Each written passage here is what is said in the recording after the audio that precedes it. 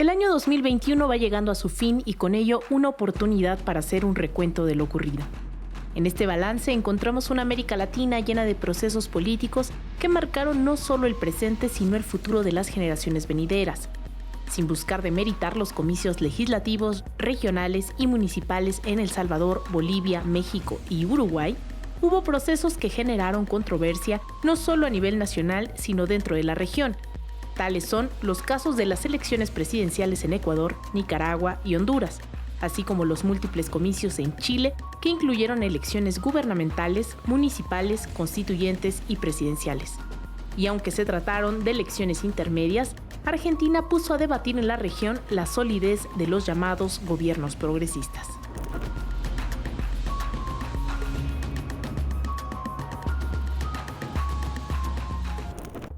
El año electoral 2021 arrancó con las elecciones presidenciales y legislativas celebradas el 7 de febrero en Ecuador, en las cuales resultaron electos para disputar el cargo en la segunda vuelta el candidato del correísmo Andrés Arauz y el banquero Guillermo Lasso. Queridos ecuatorianos, acepto la candidatura a la presidencia de la República del Ecuador. Sin embargo, no todo se disputó entre los dos candidatos. Yacu Pérez, del Movimiento de Unidad Plurinacional Pachakutik y de la Confederación de Nacionalidades Indígenas del Ecuador, CONAIE, irrumpió en la escena con una agenda ecosocialista, feminista y en favor de las disidencias sexuales. Este obtuvo el 19.34% de la votación, menos de medio punto porcentual que su rival inmediato, el banquero Guillermo Lasso, a quien acusó de generar un fraude en su contra.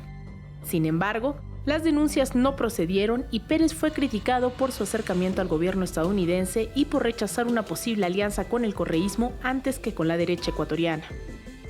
El 11 de abril, 11 millones de ecuatorianos y ecuatorianas eligieron al inquilino del Palacio Presidencial de Carondelet por los próximos 4 años. Con más de 4.600.000 votos, equivalentes al 52.36% de los sufragios emitidos, Guillermo Lasso obtuvo la victoria. Este es un día histórico, es un día en que todos los ecuatorianos han decidido su futuro, han expresado con su voto la necesidad de cambio y el deseo de mejores días para todos. A diferencia de las elecciones del año 2013, en las que compitió contra el expresidente Rafael Correa y de 2017 contra Lenín Moreno, esta vez el banquero y empresario logró vencer al candidato que fue impulsado por el correísmo a través de la plataforma Unión por la Esperanza UNES, el economista Andrés Arauz. Este es un traspié electoral, pero de ninguna manera es una derrota política ni moral. Estaremos atentos ante cualquier intento de usar al Estado para beneficio de pocos privilegiados. Si bien la segunda vuelta electoral se desarrolló en calma y los resultados no fueron impugnados, los constantes ataques judiciales y mediáticos en contra del representante de la llamada Revolución Ciudadana o correísmo, Andrés Arauz, fueron factor trascendente en los comicios, como el hecho de que órganos electorales rechazaran en 4 ocasiones el registro del candidato. A esa campaña sucia hay que decir ya basta. Creo que ha sido una elección primero que se dio en un contexto muy particular, que es un contexto de persecución a una de las principales fuerzas políticas, al correísmo, la Revolución Ciudadana, luego de varios años de una situación de armado de causas, exilios, por lo tanto fue una elección en una democracia frágil, condicionada. En ese contexto, el candidato Arauz perdió contra Guillermo Lasso. La diferencia entre Guillermo Lasso y Andrés Arauz fue cerca de 5 puntos porcentuales equivalentes a más de 420.000 votos. Sin embargo, destacó el hecho de que los votos en blanco y nulos rondaron los cerca de 2 millones, más del 16% del total de los votos. En parte, por el voto indígena que no se vio representado en ninguno de los dos proyectos y por el abierto llamado del candidato Yacu Pérez de votar nulo una vez que este no pasó a segunda vuelta. Sin embargo, los resultados de la elección no dejaron de sorprender a quienes pensaban que el voto de rechazo a Lenín Moreno se iba a traducir a un voto al ala más progresista en lo electoral. Muy mentiroso este señor presidente Lenín Moreno. No sirve para nada, ni sirvió para nada, solo para robar. Porque toditos los compañeros y los que le protegen a él solamente están ahí por el robo. Y es que la administración de Lenín Moreno no solo fue controversial por la denominada traición al correísmo que le llevó a la presidencia, también estuvo marcada por el estallido social de octubre del 2019, cuando al querer eliminar los subsidios en hidrocarburos, generó un levantamiento indígena popular que fue reprimido con brutalidad. Llegaron compañeras mujeres con niños, llegaron compañeras mayores, estábamos los medios mayores, los jóvenes, los adultos, todo el bloque ahí a la parte del inicio. Entonces, claro, en un momento dijimos, o sea, no creo que se atrevan. Y cuando de pronto, que sería pasado 1 hora, 2 horas, o sea, increíblemente empezaron a bombardear. Pero ahí fue una cosa, yo estaba en la parte de adelante, empezaron a discutir entre militares y policías. Quien terminó lanzando la primera bomba, o sea, las primeras bombas fue los policías, y los militares decían de que no hagan eso y de que nos demos cuenta de que había mujeres aquí abajo. Pero y luego de las terrazas empezaron a bombardear a diestra y siniestra, o sea, a diestra y siniestra, con toda la cantidad de gente que estábamos allí. Y igual yo ya no me acuerdo ni cómo llegué, ni cómo me salvaron. Creo que fue una traición y un ataque terrible. O sea, si es que por ahí había un mínimo, digamos, de respeto todavía, de existir el diálogo y todo lo demás, o sea, creo que perdió todo límite. El informe elaborado por la Comisión Especial para la Verdad y la Justicia y entregado a la Fiscalía General del Estado señala que hubo ejecuciones extrajudiciales, violaciones al derecho a la libertad, atentados contra el derecho a la vida, violencia sexual y lesiones oculares contra quienes protestaban las medidas impuestas por Moreno. En este documento, la comisión sugirió poner énfasis en el análisis de evidencias que podrían configurar el elemento de ataque generalizado contra la población y que conduzcan al análisis de un posible crimen de lesa humanidad. Entonces, ¿cómo explicar que a pesar de la mala gestión de Lenín Moreno y la represión, el electorado optara por otro gobierno conservador? Comencemos diciendo que Lenín Moreno fue el candidato de Correa y del progresismo en Ecuador, y que a pesar de que rompió con Correa, lo persiguió penal y judicialmente, mantuvo algunas de las líneas políticas del correísmo. Segundo, ese estallido tan importante fue provocado básicamente por el aumento de los precios de los combustibles, recordemos. Y en el centro de las protestas no estuvo el correísmo, sino el movimiento indígena y popular que logró un triunfo muy significativo. Echó para atrás el decreto y obligó a establecer otro tipo de negociaciones.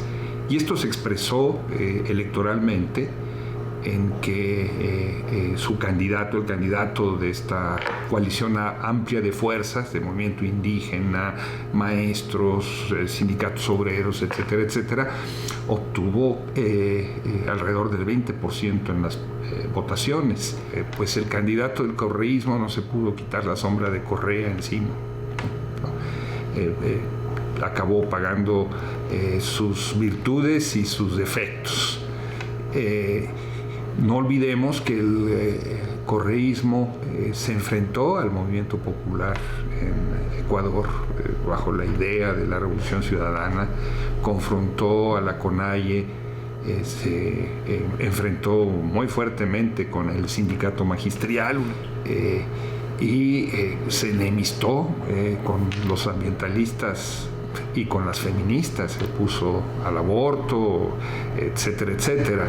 Entonces había una coalición de fuerzas populares y de izquierda muy grande que no estaban en la sintonía del correísmo, y que el correísmo no quiso atraer, no buscó atraer. Dio por descontado el hecho de que su candidato había quedado en primer lugar en la primera vuelta y que podría ganar con facilidad la segunda, y no fue así. Pero el correísmo no fue totalmente relegado. El correísmo es la primera fuerza legislativa en Ecuador. sigue manteniendo una enorme presencia política, ¿no? Pero pues creo que la respuesta al porqué del triunfo de Lasso es esa. Él fue muy cuidadoso en el terreno de la campaña. En la segunda vuelta buscó presentarse no como lo que es el banquero candidato del neoliberalismo, sino como un candidato de unidad, articular los descontentos que habían con el correísmo y lo logró. Otra cosa es lo que ha estado haciendo ahora, ¿no? Que es una política abiertamente neoliberal. Está gobernando por decreto porque no tiene la mayoría en el legislativo para hacerlo. Hay una confrontación muy intensa entre el legislativo y el ejecutivo, no sabemos a dónde va a llegar, un descontento popular también creciente, ¿sí? Pero creo que eso fue lo que le permitió ganar a Lasso. Desde la llegada a la presidencia el 24 de mayo de 2021, Guillermo Lasso ha visto su gestión marcada por varios eventos, entre ellos la publicación de los llamados Pandora Papers, que mencionan al mandatario por haber tenido 14 sociedades offshore en Estados Unidos y Panamá. Lasso aseguró haberse deshecho de todas esas empresas desde 2017, cuando se estableció legalmente la prohibición a candidatos presidenciales de tener empresas en paraísos fiscales. Vengan a averiguar lo que deseen.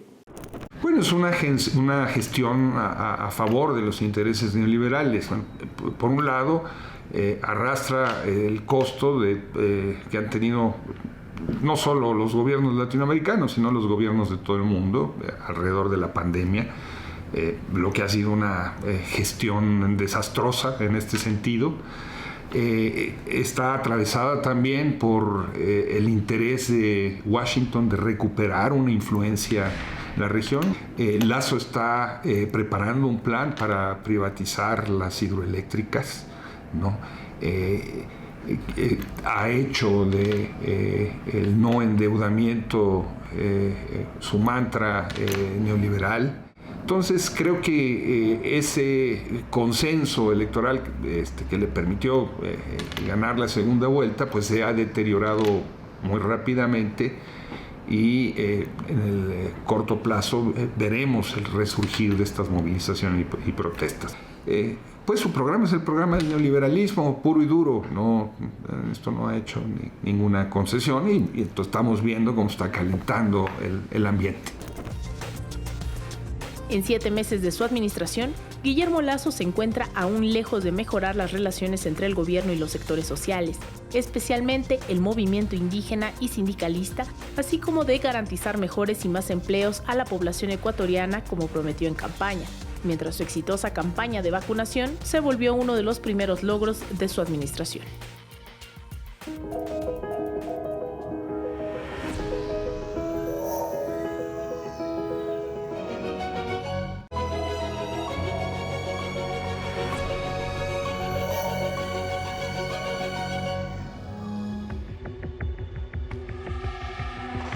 Tras las elecciones en Ecuador virando a la derecha, en Perú el pueblo optó por la izquierda. El 11 de abril se desarrolló la primera vuelta electoral en el país andino, en la cual, de entre 18 candidatos, fueron electos para la segunda vuelta tanto el profesor rural Pedro Castillo del Partido Perú Libre como la candidata Keiko Fujimori, hija del expresidente Alberto Fujimori, quien compitió por el Partido Fuerza Popular, obteniendo el 18.92% y el 13.4% respectivamente. La segunda vuelta se realizó 2 meses después, el 6 de junio. Los y las peruanas ratificaron la preferencia por Pedro Castillo, quien con 8.836.380 votos lograría la victoria con el 50.12% de la votación total, mientras Keiko Fujimori obtendría 49.97% de la misma. Hoy el pueblo peruano ha levantado la cabeza para decir que democráticamente vamos a salvar esta patria, para decir que democráticamente vamos a salvar este país. Sin embargo, para poder juramentarse y asumir la presidencia el 28 de julio, Pedro Castillo debió de transitar por un largo y sinuoso camino. 3 días después de las elecciones, la candidata Keiko Fujimori impugnó varios de los centros electorales, formulando recursos de nulidad contra 887 actas de sufragio, en donde Pedro Castillo había triunfado, alegando presuntas irregularidades. Democráticamente las cosas se han puesto en la mesa y democráticamente tiene que darse una salida. Tras 10 días de tensión, el 19 de junio, todos y cada uno de los recursos presentados por Fujimori fueron declarados improcedentes e infundados por la justicia electoral peruana. Sin embargo, las alegaciones del fujimorismo sobre presuntas irregularidades continuaron. Se han dicho cosas antes, durante la campaña, se terminó el proceso ya de las candidaturas. Nosotros estamos pacientemente esperando los resultados y aún así hay voces que vienen incluso de personalidades que han tenido toda una experiencia política de querer ir al más allá, de querer judicializar unas cosas, la voluntad popular del pueblo peruano, y eso ya dejamos en manos de la propia población.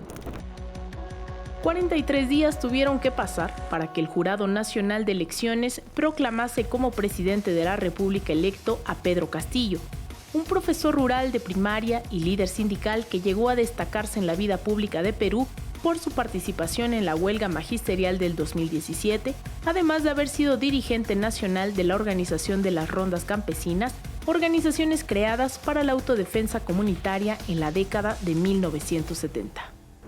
Bueno, el triunfo de Pedro Castillo es como una especie de milagro, digo yo, ¿no? Ese humilde maestro rural, enfundado en su sombrero, que no se lo quita por lo visto ni para dormir, ¿no? Que reivindica sus raíces comunitarias, indígenas, ¿no?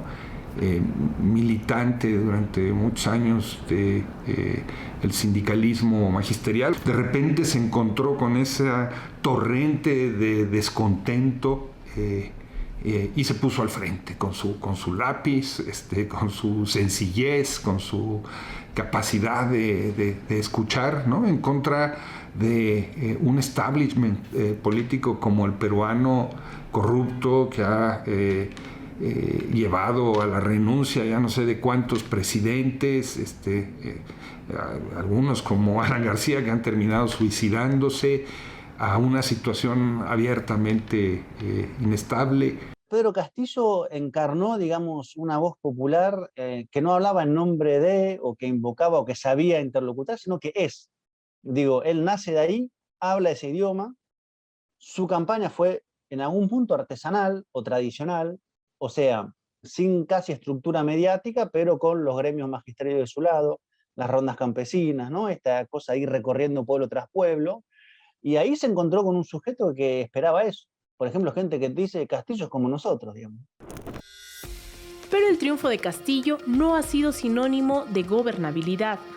Apenas el pasado 21 de diciembre el Congreso votó a favor de la remoción de su ministro de Educación.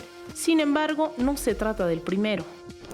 Cada día que pasa y que él puede permanecer en el poder es otro milagro también, ¿no? Han pasado 5 meses, pero en esos 5 meses pues se sentó con una espada de Damocles sobre su cabeza. Han intentado destituirlo, le tumbaron al secretario de la presidencia, le tumbaron a su secretario, ministro del Interior, un tipo extraordinario, pero se lo cortaron, y tiene un acoso parlamentario y de la oposición y del poder tremendo. Entre otras razones porque pues no cuenta con la mayoría tampoco parlamentaria que le permita gobernar, ¿no? Desde esa lógica me parece que es muy importante el apoyo que el gobierno mexicano le acaba de ofrecer, ¿no? Es un respiro en el terreno de la correlación de fuerzas internacional, ¿no? El envío del secretario de Hacienda, de la subsecretaria de Desarrollo, me parece, es algo que desde el punto de vista diplomático tiene un enorme significado, pero cada día que pasa y que se mantiene lo veo como un milagro. Y es que por primera vez en 5 años, el pueblo de Perú acudió a las urnas para unos comicios presidenciales a pesar de haber tenido 4 presidentes en este lapso. La inestabilidad política había sido la constante en el país andino. Los últimos comicios electorales se habían desarrollado en el año 2016, cuando fue electo Pedro Pablo Kuczynski, pero ante su dimisión, consecuencia de las acusaciones por actos de corrupción, Martín Vizcarra asumió el cargo por 2 años hasta que la presidencia fue declarada en vacancia por incapacidad moral y el entonces presidente del Congreso, Manuel Merino, asume la presidencia. Sin embargo, Merino solo sería presidente por 5 días, del 10 al 15 de noviembre de 2020. Ante el descontento popular que exigía elecciones democráticas, la represión ordenada por Merino deja un saldo de 2 jóvenes asesinados, motivo por el cual el 16 de noviembre se elige como nuevo presidente del Congreso al ingeniero industrial Francisco Sagasti, sucediendo a Merino tras su renuncia como presidente de Perú, cargo que ahora gana Pedro Castillo, buscando dejar atrás el escenario de caos político y social en el que se encuentra Perú. El presidente del año 1990-2000, Alberto Fujimori, está preso 25 años por crímenes de lesa humanidad. El presidente Toledo, el presidente García, el presidente Humala, el presidente Kuczynski, el presidente Vizcarra, están todos con causas por corrupción, digamos. Entonces tenés que del 90 hasta la fecha, todos los presidentes, de mínimo, tienen causas por corrupción. Desde que ganó Kuczynski hasta ahora hubo 4 presidentes en 5 años. Hay una suerte de choque entre poderes, muy fuertemente conducido por el fujimorismo. Hay una lógica de descomposición de la política. La llegada de Pedro Castillo a la presidencia fue interpretada por las luchas y gobiernos progresistas como un logro no solo nacional sino regional. Pedro Castillo recibió inmediatamente el apoyo de gobiernos que se identifican como de izquierda y en apenas 4 meses de gobierno, se acercó al gobierno del presidente de México, Andrés Manuel López Obrador, al presidente Luis Arce Catacora de Bolivia y en el marco de la Cumbre de Estados Latinoamericanos y Caribeños realizada en México el pasado mes de septiembre, Castillo aprovechó para reunirse con el presidente de Venezuela, Nicolás Maduro. Saludamos al presidente nuevo del Perú, Pedro Castillo. Le estuve hablando al presidente Pedro Castillo del plan Vuelta a la Patria. A pesar de su breve estancia en el gobierno, Castillo ya se ha enfrentado a un intento de derrocamiento de su gobierno a través de la vía legislativa. El pasado 25 de noviembre, los partidos de oposición Fuerza Popular, Renovación Popular y Avanza País alcanzaron 26 firmas para presentar una moción de vacancia presidencial por incapacidad moral permanente. Sin embargo, el 7 de diciembre el Congreso de la República rechazó admitir esta moción con 76 votos en contra, 46 a favor y 4 abstenciones. Bajo este constante asedio, ¿logrará Castillo permanecer en el poder? Lo veo muy complicado. Estamos hablando de que Pedro Castillo, más allá de los intentos de pacificar a las fieras de la derecha y de la oligarquía peruana, que son muy poderosas y muy retardatarias, pues evidentemente no ha logrado hacerlo. Su origen, su propuesta, la composición popular de su coalición de gobierno no lo permite, ¿no? Entonces, más bien creo que lo que vamos a ver es una situación de enormes vuelcos, tumbos, en donde Pedro Castillo va a tener que aprender a surfear en la ola de la inconformidad política para tratar de llevar a buen rumbo una tan anhelada democratización y redistribución de los recursos estatales y de justicia social en ese país. Perú aún se enfrenta a la consolidación de un proyecto nacional que logre garantizar a las y los peruanos la tan anhelada estabilidad política.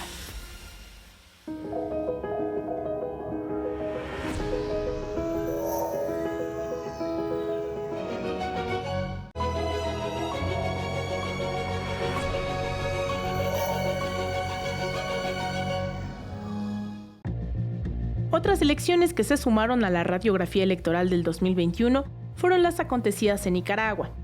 Estas se realizaron el 7 de noviembre. El presidente Daniel Ortega compitió contra 5 candidatos, de los cuales sus 2 principales rivales fueron el ex concejal y diputado Walter Espinosa y el pastor evangélico Guillermo Osorno.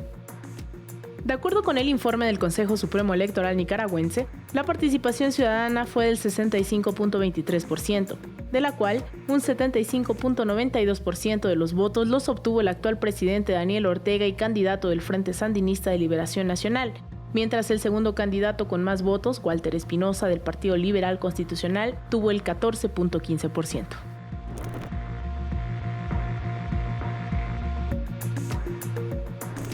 Organismos como la Organización de las Naciones Unidas y la Corte Interamericana de Derechos Humanos condenaron enérgicamente lo que denominaron falta de garantías a los derechos y libertades, además de una presunta pérdida del Estado de Derecho. Esto luego de que se suspendiera la personería jurídica de 3 partidos políticos opositores, la detención de 7 precandidatos a la presidencia y detenciones de líderes sociales y políticos. Acciones que se llevaron a cabo, a decir del presidente reelecto Daniel Ortega, por ser criminales no candidatos. La noche del 7 de noviembre, Ortega celebró su victoria. A seguir trabajando para que erradiquemos la pobreza y logremos un mayor y mejor desarrollo y una vida más digna para todas las familias nicaragüenses. Se trata del 5º mandato de Daniel Ortega. Daniel, el pueblo está con él. Daniel, el pueblo está con él. 2 semanas después de la reelección de Daniel Ortega en Nicaragua, el 28 de noviembre se realizaron las elecciones en Honduras, país centroamericano de apenas 9,5 millones de habitantes y marcado por tasas de pobreza que, de acuerdo con el Banco Mundial, antes del impacto tanto de la pandemia como de los huracanes ETA y Iota, casi la mitad de la población ya vivía con menos de $5.50 al día, la segunda tasa de pobreza más alta en América Latina y el Caribe, solo después de Haití. Estos comicios resonaron en la región. Xiomara Castro, del Partido Libertad y Refundación Libre, logró la victoria con 1.716.602 votos, 51.12%, mientras que Nasri Juanas Furas Habla, del Partido Nacional de Honduras, actual fuerza política en el gobierno, obtuvo 1.240.159 votos, equivalentes al 36.93%. Fueran los escuadrones de la muerte, fuera la corrupción, fuera el narcotráfico y el crimen organizado, fuera las sedes, no más pobreza y más miseria en Honduras. Hasta la victoria, siempre unidos, pueblos, juntos vamos a transformar este país.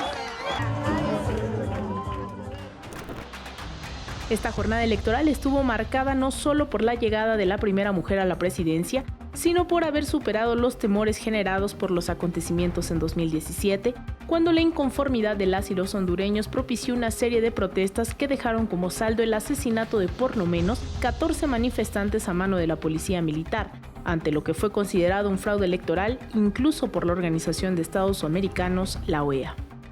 La OEA, repitan las elecciones, así dijo Almagro. Y después atendió la instrucción de unirse a un fraude que él mismo había denunciado. Entonces vamos a las terceras elecciones.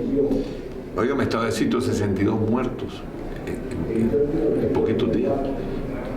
Se militarizó el país, hubo represión salvaje. Así son las elecciones de estilo. De la misma forma, entre los antecedentes a esta jornada electoral, se encuentra el golpe de Estado cometido al expresidente Manuel Zelaya, actual presidente del partido vencedor de los comicios, Libre.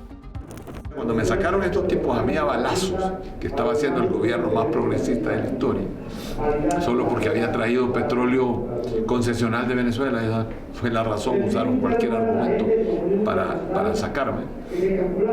Interrumpir el proceso constitucional, romper el hilo democrático del país. Teníamos una deuda de 3.000 millones de dólares y hoy está rondando los 16.000 millones de dólares. ¿Sabe lo que significa eso para un pueblo? Que va a estar 100 años pagando el derroche, el desperdicio y la corrupción que han habido en estos 2 años. Con eso te puedo resumir el golpe de Estado lo que ha resultado es una tragedia.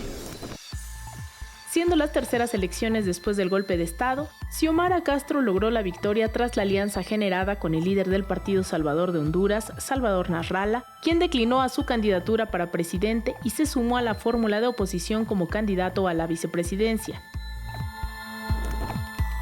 Y si bien no se realizaron comicios presidenciales en Argentina durante 2021, las y los argentinos sí acudieron a las urnas, dado que se llevaron a cabo elecciones primarias el 14 de noviembre, en las cuales se definieron 127 de los 257 puestos de la Cámara de Diputados, así como 24 de los 72 escaños del Senado de la Nación, comicios que sirvieron como un termómetro para saber el nivel de aceptación del actual presidente Alberto Fernández y la expresidenta y actual vicepresidenta Cristina Fernández de Kirchner. Las elecciones arrojaron que el partido que llevó al triunfo a Alberto Fernández en 2019 fue derrotado por la coalición Juntos por el Cambio, pues estos obtuvieron 14 senadores y 61 diputados, mientras que el Frente de Todos, partido en el gobierno, solo obtuvo 9 senadores y 50 diputados. Estos resultados no solo fueron considerados como una derrota y como un voto de castigo para el kirchnerismo, sino que desató declaraciones polémicas por parte de la vicepresidenta Cristina Fernández de Kirchner, mientras Alberto Fernández afirmaba que los resultados eran un reflejo de la demanda insatisfecha de la población. En una carta pública, la actual vicepresidenta declaró que al día siguiente de semejante catástrofe política, uno escuchaba a algunos funcionarios y parecía que en este país no había pasado nada, fingiendo normalidad y sobre todo atornillándose a los sillones, y preguntó: ¿en serio creen que no es necesario, después de semejante derrota, presentar públicamente las renuncias y facilitarle al presidente la reorganización de su gobierno? Las declaraciones realizadas por Cristina presionaron para que 5 ministros cercanos a ella presentaran su renuncia, las cuales no fueron aceptadas por Alberto Fernández en un primer momento, pero sí implicó una reorganización de la estructura estatal. Estoy convencido de que desde el respeto profundo a la expresión del pueblo en las urnas, se abre una etapa nueva para nuestro país. Mira, yo lo que veo en América Latina es que en algunos lugares el ciclo o la ola progresista está siendo gestionada, administrada por administradores de corte liberal social, ¿no? Como el que representa Fernández, ¿no? Creo que él es la mejor imagen de eso. Un político que ha servido en distintas administraciones, que es un gestor más o menos eficaz, que puede tener ciertas inclinaciones progresistas, pero no demasiadas tampoco, ¿no? Que gana en mucho como resultado del hastío hacia la administración de Macri, ¿no?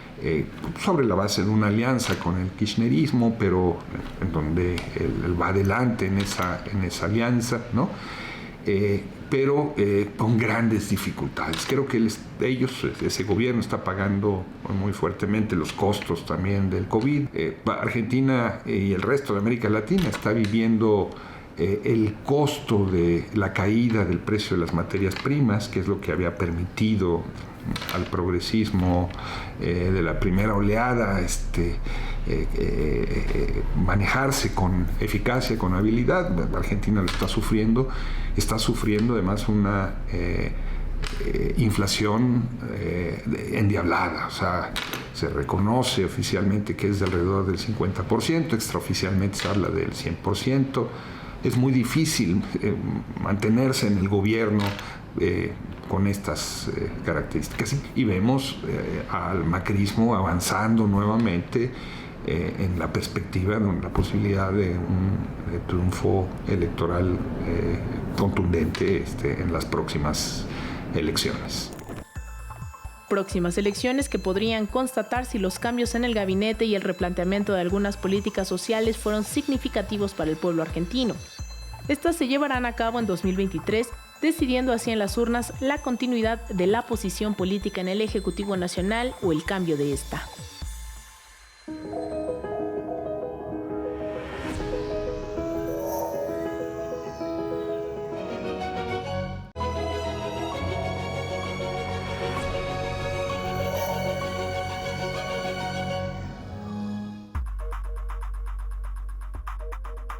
Si un país estuvo acudiendo a las urnas de manera reiterada este 2021, fue Chile. El primer llamado del año fue el 15 y 16 de mayo, cuando se llevó a cabo la denominada mega elección, en la cual las y los chilenos eligieron de entre 16.730 candidatos y candidatas a gobernadores para las 16 regiones y alcaldes y concejales para las 346 comunas, es decir, las municipalidades del país. En el caso de las gubernaturas, la Unidad Constituyente, coalición de centro-izquierda, logró 10 gobernadores. El Frente Amplio, coalición de izquierda, logró 2, mientras la coalición conservadora Chile Vamos logró 1. En cuanto a las elecciones de alcaldes y concejales, el balance también fue satisfactorio para el progresismo chileno.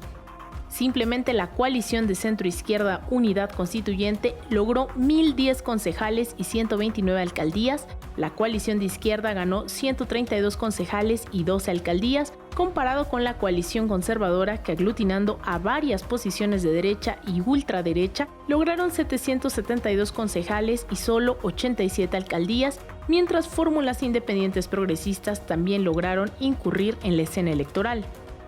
Es un gran avance electoral para la izquierda en Chile, en particular para la izquierda, que ha tenido una baja representación parlamentaria, pero que hoy día se sostiene con una gran cantidad de convencionales electos y electas, pero también es una elección, la de constituyentes, que coincidió con las municipales, y eso también significa un aumento en la correlación de fuerzas de la izquierda y de la oposición en general, donde la derecha es uno de los grandes derrotados, así como algunos partidos grandes tradicionales que pertenecían al centro político, la centro derecha o la centro izquierda. Primero quizás marcar quiénes pierden aquí, ¿no? O sea, perdió la derecha, que le declaró la guerra a los pueblos, perdieron los responsables del terrorismo de Estado, perdieron los responsables cívicos de la dictadura en Chile, y que se han dedicado durante 30 años a administrar un poder que estaban seguros de que nunca iba a ser tocado. Sin embargo, la elección más destacada de esta jornada fue la de los y las 155 integrantes de la Convención Constitucional, que se instalaría el día 4 de julio. La lista de centro-izquierda Apruebo, en la cual se aglutinaron buena parte de los partidos y fuerzas políticas que gobernaron Chile entre 1990 y 2010, obtuvo 25 escaños. La lista más a la izquierda electoral, Apruebo Dignidad, compuesta por partidos y alianzas con movimientos sociales como la Mesa de Unidad Social y el Partido Comunista, obtuvieron 28, mientras que la lista oficialista y de extrema derecha, Vamos por Chile, obtuvieron 37. Fueron las listas independientes las que obtuvieron el resto de los escaños, es decir, 65 de ellos. El presidente Piñera reconoció el panorama poco favorable para el oficialismo de manera inmediata. En estas elecciones, la ciudadanía nos ha enviado un claro y fuerte mensaje al gobierno y también a todas las fuerzas políticas tradicionales. No estamos sintonizando adecuadamente con las demandas y con los anhelos de la ciudadanía. Y estamos siendo interpelados por nuevas expresiones y por nuevos liderazgos. La participación de las y los históricamente oprimidos fue garantizada. Por ejemplo, se implementó la paridad de género, la participación de personas con discapacidad y también el requisito de 17 escaños para permitir la representación y participación de los pueblos indígenas reconocidos por la Ley número 19-253. Sin embargo, no se trataba de una simple elección. Para muchas y muchos chilenos, analistas y académicos, se trató de una nueva oportunidad para Chile y América Latina. Y es que esta convención constituyente fue instalada gracias a la lucha de las y los chilenos que salieron a las calles en octubre de 2019 durante el llamado estallido social, en la cual pusieron a debate múltiples exigencias que comenzaron con la cancelación del alza al metro, a pensiones dignas, acabar con las deudas estudiantiles, la inversión y nacionalización del sector salud, entre muchas otras, que poco a poco se fueron centralizando en una sola: refundar el pacto social en Chile a través de una nueva constitución. Es cierto, la toma de las calles, las protestas, el saldo trágico de los muchachos, la gente que perdió sus ojos por la represión policial, la bestialidad con la que respondieron las fuerzas del orden en contra de esas protestas, pues generaría muchas expectativas, ¿no? Pero esa constituyente ha tenido muchas dificultades para poder avanzar. Insisto, porque no estuvo precedida de un proceso destituyente. Los políticos que estaban al cargo del Estado, las Fuerzas Armadas, esa coalición, esa alianza entre Fuerzas Armadas y políticos, empresarios en Chile, pues seguía. Y es que pese a la fuerte represión que produjo más de 30 muertos, más de 4.000 víctimas de violencia física, sexual y psicológica y cientos de víctimas de lesiones oculares, parciales o totales, a manos de las fuerzas policiales y armadas chilenas, durante varios meses las protestas fueron la constante, incluso sin que la pandemia lograra detenerlas del todo.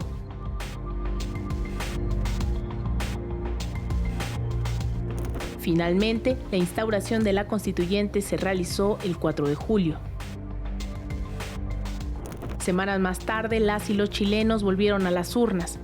El domingo 18 de julio definieron en elecciones primarias quiénes serían sus candidatos presidenciales. La primera vuelta ocurrió el 21 de noviembre, cuando más de 7 millones de chilenos y chilenas no solo votaron por su candidato o candidata presidencial preferida, también lo hicieron para elegir a quienes ocuparían otros cargos. Por ejemplo, los legisladores de la Cámara de Diputados, entre los cuales la izquierda progresista ganó 80 escaños y la derecha, del llamado Partido de la Gente, obtuvo 6 y el Centro Unido 1. En cuanto al Senado, este quedó dividido entre 25 progresistas y 25 del espectro de derecha y ultraderecha. Los resultados presidenciales dieron la victoria al ultraderechista José Antonio Kast y al diputado y ex dirigente estudiantil Gabriel Boric de la fórmula Apruebo Dignidad. Hoy dimos el primer paso para que la esperanza se haga realidad. Venimos caminando, pero este paso es el más importante. De lado quedan las encuestas, de lado quedan los estudios de opinión. Hoy día habló el pueblo de Chile y nos dio una primera mayoría. Hoy hemos recibido un mandato y una responsabilidad que es tremenda. Se nos ha encomendado liderar una disputa por la democracia, por la inclusión, por la justicia, por el respeto a la dignidad de todos y de todas. Y en este desafío que acogemos con humildad, caben todos y caben todas. Durante 3 semanas, ambos candidatos fortalecieron su campaña, reestructuraron sus propuestas de programa de gobierno y buscaron arduamente convencer a quienes aún no decidían por quién votar en segunda vuelta.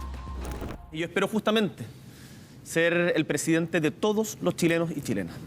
Un presidente que dé certeza, que dé tranquilidad, que ustedes sepan de que nuestras convicciones son inclaudicables y que vamos a dar lo mejor de lo nuestro para poder construir un país más justo, más igualitario, un país más digno para todos quienes habitan nuestra patria. No se trata de Gabriel o de mí, se trata de nuestro país, se trata de qué tipo de presidente queremos ser. Yo no quiero ser un presidente que levante el puño, quiero ser un presidente que abra la mano y acoja. Y la última votación en Chile llegó el 19 de diciembre. 8.364.534 chilenos y chilenas acudieron a las urnas, 1.250.000 votos más que en la primera vuelta. Los resultados fueron incuestionables. Gabriel Boric, de la fórmula Apruebo Dignidad, resultó electo como el próximo presidente de Chile con el 55.87% de los votos, casi 12 puntos porcentuales más que su rival José Antonio Kast, quien concedió la victoria apenas concluyó la jornada electoral. El triunfo de Boric que anticipa la posibilidad de darle nueva vida, de que efectivamente se traduzca en una nueva constitución que implique un pacto social, que rompa ese pacto social emergido del pinochetismo, pero todavía no lo sabemos. Vamos a ver, Boric ganó con un porcentaje de casi 11 puntos, todo esto son buenas señales, Pero al mismo tiempo, Boric en su programa y sobre todo en la segunda vuelta, pues dio un volantazo al centro en sus propuestas, ¿no? Demandas tan centrales para recomponer la economía y el Estado chileno como tendría que ser la recuperación, la estatización completa de la producción del cobre, pues tan ausentes, ¿no?, en su programa. Entonces su política, sus opiniones hacia Cuba, hacia Venezuela, son siendo muy generosos, desafortunados. Esperemos que no se conviertan realmente en política diplomática de Chile a partir de marzo, en la que cuando él tome el poder. Estamos ante un cambio de ciclo histórico y no lo podemos desaprovechar. Compatriotas, seré el presidente de todos los chilenos y chilenas, de quienes hoy votaron por este proyecto, de quienes hoy día llenan las plazas de todo Chile, de quienes eligieron otra alternativa y también de quienes no concurrieron a votar. Vamos a estar ahí para ustedes. Pero entonces estamos en esta situación de convulsión social, de una correlación de fuerzas que no se acaba de asentar. Él mismo llega a la presidencia sin tener una mayoría parlamentaria, con 4 bloques político-partidarios actuando, 20 partidos, una franja de movimientos y descontento social muy grande. Estamos entonces en una franja, en una zona de incertidumbre muy grande, en donde el gran riesgo es que pues la constituyente termine siendo una especie de salida decorativa a lo que fue la crisis, ¿no? Y lo que veamos en su lugar es una recomposición del viejo pacto social que surgió después del gobierno de Chile, del famoso gobierno de la concertación, más allá de sus nombres, ¿no? Entonces, que tengamos una especie de concertación reloaded, ese es, diría, creo que uno de los principales peligros. Gabriel Boric sucederá al presidente Sebastián Piñera el próximo marzo del 2022. Con esa certeza, concluye un año 2021 marcado por altas y bajas, victorias y derrotas de la izquierda y de la derecha. Estamos en esta situación cambiante, titubeante, donde las fuerzas no se consolidan, y es una época de incertidumbre, ¿no? El año que viene va a ser un año muy difícil económicamente, para el área especialmente, pero también para el mundo. No se ve una recuperación del precio de las materias primas, ¿no?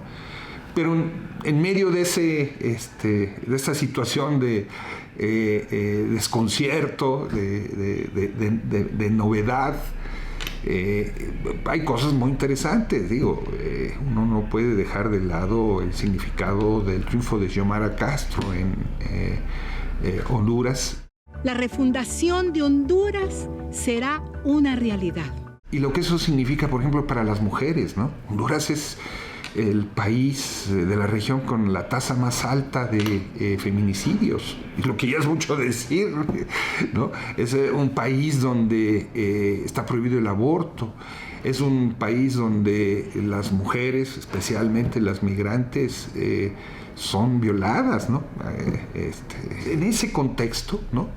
El triunfo de una mujer como Xiomara, progresista, pues creo que es claramente esperanzador, ¿no? Como lo es, insisto, el mismo triunfo de Pedro Castillo, pero la continuidad de la movilización y la protesta en Colombia, ¿no? Esa Miami sudamericana, ¿no? Ese enclave del American Way of Life en América Latina. Bueno, siguen las movilizaciones de protesta, son muy importantes, ¿no? Y con todos los altibajos que se quieran, hay cosas muy interesantes sucediendo en México, ¿no? desde mi punto de vista con claroscuros, pero son muy interesantes, cómo avanzan las olas del mar en un sentido, el otro, las enormes dificultades para la derecha más reaccionaria para rearticularse y responder. Hay cosas terribles cuando uno ve a El Salvador, por ejemplo, ¿no? ¿No? Con un personaje que viene del Frente Farabundo Martí, convertirse en una caricatura de sí mismo, pero exitosísima, ¿no? Con una política claramente de derecha. Y otra vez cosas esperanzadoras, muy esperanzadoras, como el enorme triunfo de los venezolanos, del Partido Socialista Unificado de Venezuela en los pasados comicios, ¿no? Con una oposición que se derrumbó y que mostró lo que era el títere Guaidó, ¿no? En la escena internacional, como lo que es, como un títere sin fuerza, sin presencia interna, ¿no? Esperemos el año que viene lo que sucede con Brasil. Pareciera ser que Lula va avanzando, va recomponiendo, pero pues, la derecha brasileña ha mostrado su vocación cavernaria tremenda, ¿no? Y vemos, por otro lado, hemos visto en el 2021 y lo vemos ahora con Biden, un nuevo aterrizaje de los intereses estadounidenses en el área, ¿no? Esta presencia china, rusa, que había venido avanzando, ¿no? Biden, que es el verdadero, o uno de los grandes instrumentadores del Plan Colombia, conoce la región, pues está moviendo sus piezas para volver a sentar los reales de la influencia estadounidense en la región. No ha perdido nunca la hegemonía, pero ahora se están moviendo las piezas, me parece, en esa dirección. Es así como, independientemente de las disputas internas propias de cada país, el 2021 nos permitió visibilizar los intereses de los distintos grupos y clases sociales a través de sus candidatos y candidatas en turno. Pero más allá de la derrota del correísmo en Ecuador y del kirchnerismo en Argentina, las victorias de quienes dicen asumir la bandera progresista en Perú, Honduras, Nicaragua, Venezuela, Chile, así como la disputa en las calles en Colombia, Haití y la defensa de sus procesos en Cuba y Bolivia, América Latina y el Caribe, puso sobre la mesa una vez más la importancia de disputar las conquistas sociales en las urnas y las calles, así como la importancia de las alianzas regionales que cobrarán aún más trascendencia en la región de cara a un 2022 con elecciones en Brasil y Colombia.